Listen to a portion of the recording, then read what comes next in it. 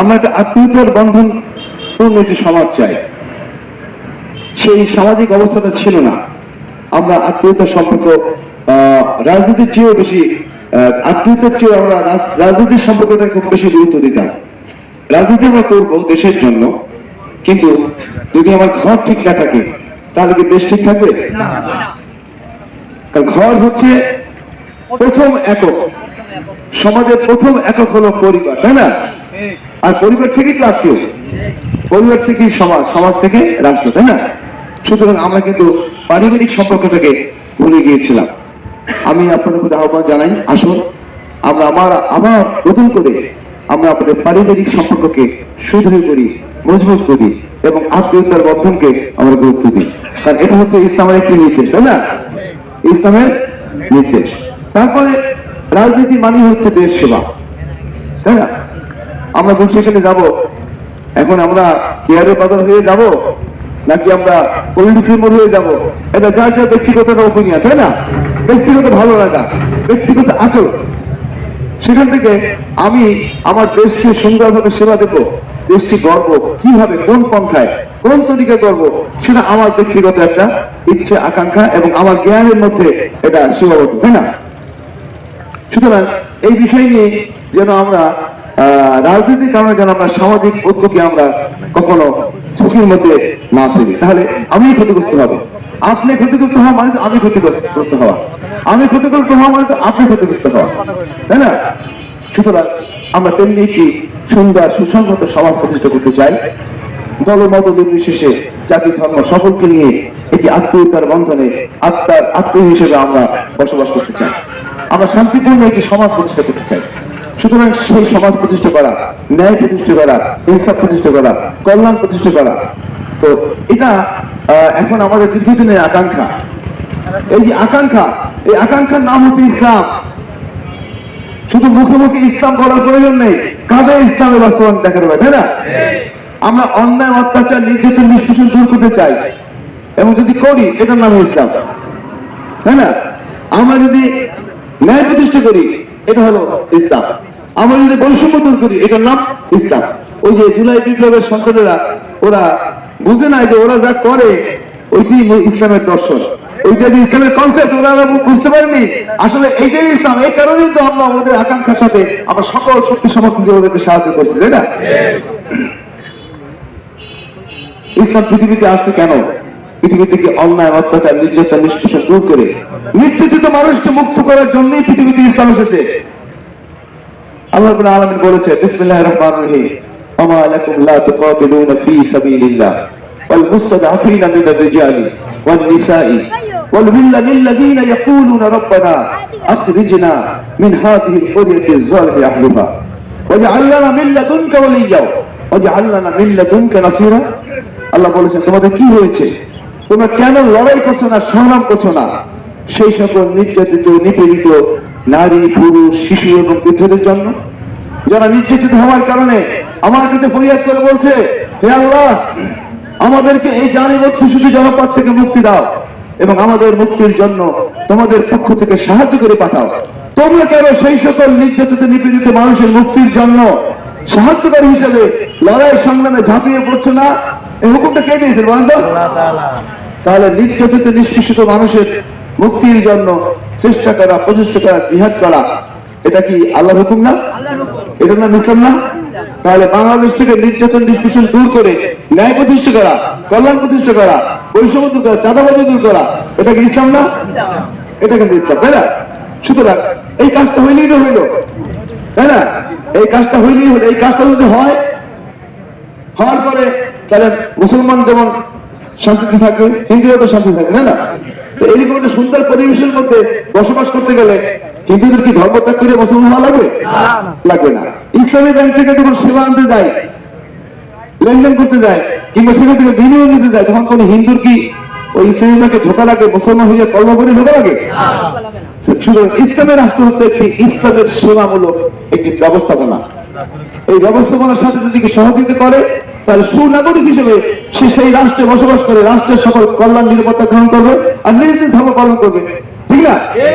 সুতরাং আমরা তো একটি কল্যাণমূলক রাষ্ট্র চাই, সেই কল্যাণমূলক সমাজ কল্যাণমূলক রাষ্ট্র প্রতিষ্ঠা করার জন্য আমাদের দীর্ঘদিনের সংগ্রাম। আমরা বিশ্বাস করি আগামী নির্বাচনের মাধ্যমে দাঁড়িপাল্লা মার্কার প্রতীকের বিজয়ের মাধ্যমে, ন্যায়ের প্রতীক, ইনসাফের প্রতীক দাঁড়িপাল্লার বিজয়ের মাধ্যমে মোরেলগঞ্জ সংখ্যা সহ সারা বাংলাদেশে ইসলামী আদর্শ ভিত্তিক সমাজ এবং রাষ্ট্র প্রতিষ্ঠা করতে সক্ষম হব। আমরা কি সেই সংগ্রামে সকলে ঐক্যবদ্ধ থাকতে রাজি আছি কিনা বলেন? আলহামদুলিল্লাহ। এখন নিজ নিজ গ্রাম, নিজ নিজ বাড়ি, নিজ নিজ আত্মীয় স্বজন, নিজ নিজ ভোট কেন্দ্রকে আমাদেরকে ভালো করে ঝালাই পাহারা দিতে হবে, তাই না? এবং শতভাগ ভোট মনে রাখতে হবে। ভোট হলো হচ্ছে আমাদের কাছে এখন এই লড়াইয়ের হাতিয়ার। ভোট কি বলেন তো? লড়াইয়ের হাতিয়ার।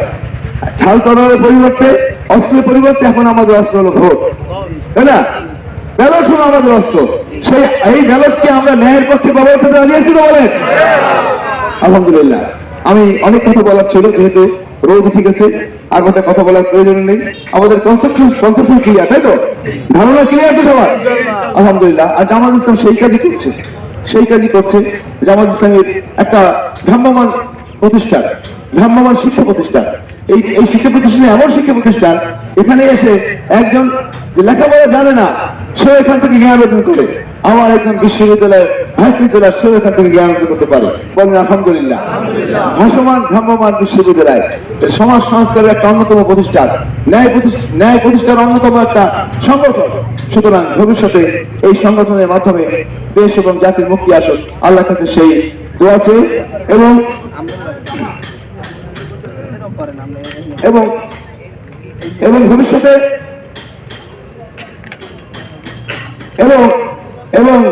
ভবিষ্যতে আগামী দিনের নির্বাচনে ময়ূরগঞ্জ সড়করায় বিপুল পরিমাণ ভোট দিয়ে দাঁড়িপাল্লা মাটিকে বিজয়ী করে আমরা ময়ূরগঞ্জ শৃঙ্খলাকে নিরাপদ জনপদ হিসেবে গড়ে তুলতে চাই। এই জনপদের প্রতি ইঞ্চি মাটিকে আমরা নিরাপদ রাখতে চাই। এই মাটিকে নিরাপদ রাখার জন্য অত্যন্ত প্রহরী হিসেবে আপনাকে সকলে দায়িত্ব পালন করতে রাজি আছেন? আলহামদুলিল্লাহ। আমি আমার কথা বলতে শেষ করে দিই। আর কিছু বলার আছে?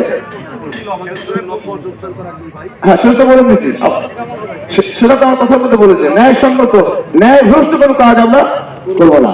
সবচেয়ে সঙ্গত ন্যায় যেটা, সেটা আমরা বাস্তবায়ন করবো ইনশাআল্লাহ, এবং আপনাদের নিয়েই করবো ইনশাআল্লাহ, তাই তো? সবাইকে ধন্যবাদ।